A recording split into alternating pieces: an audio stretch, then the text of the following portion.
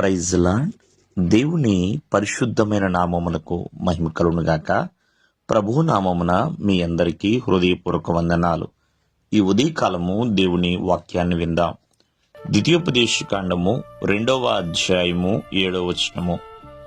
నీ దేవుడైన యెహోవా నీకు తోడై ఉన్నాడు, నీకేమియు తక్కువ కాదు. ప్రియులరా, ప్రభువు మనకు తోడుగా ఉన్నాడు.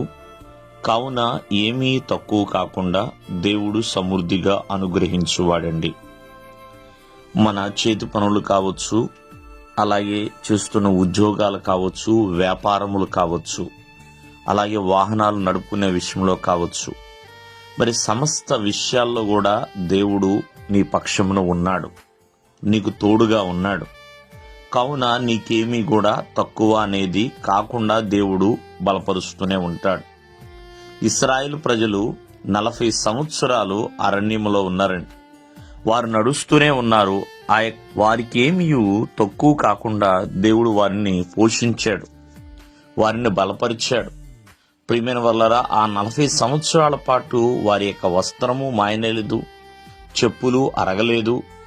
వారు చక్కగా ఆహారాన్ని దేవుడు సిద్ధపరిచాడు, శత్రువుల నుంచి తప్పించాడు.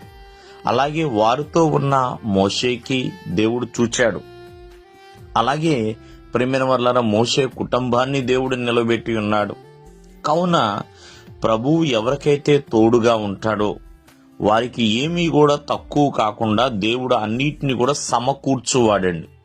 కావున మరి ఈ రోజున దేవుడు తోడుగా ఉండాలి అంటే దేవుని మాట వినేవారిగా ఉండాలండి. ఆనాడు యేసేపు దేవుని మాట విన్నాడు కాబట్టే యేసేపు ఎక్కడున్నా దేవుడు అతనికి తోడుగా ఉన్నాడు. అలాగే దేవుని చిత్త ప్రకారము చేసేవారిగా ఉండాలి. దేవుని చిత్తమేదో గ్రహించి ఆ ప్రకారముగా చేయాలండి. అలా చేసిన వారికి కూడా దేవుడు ఖచ్చితముగా తోడుగా ఉంటాడు. అబ్రహాము దేవుని చిత్త ప్రకారమే నడుచుకున్నాడు తప్ప తనకు నచ్చిందో తనకు తెలిసిందో చేయలేదండి. దేవుని చిత్తాన్ని చేసుకుంటా వెళ్ళాడు.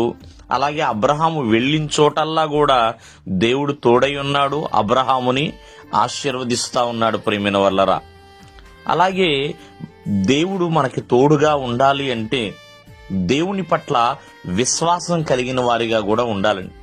ఒక నమ్మకాన్ని మనం కలిగి ఉండాలి. అలా నమ్మకము కలిగి ఉన్నప్పుడు ఖచ్చితముగా దేవుడు తోడుగా ఉంటాడు. యోబు అటువంటి నమ్మకాన్ని కలిగి ఉన్నాడు.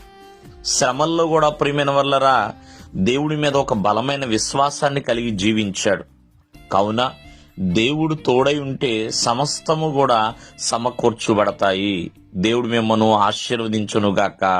ఆమేన్.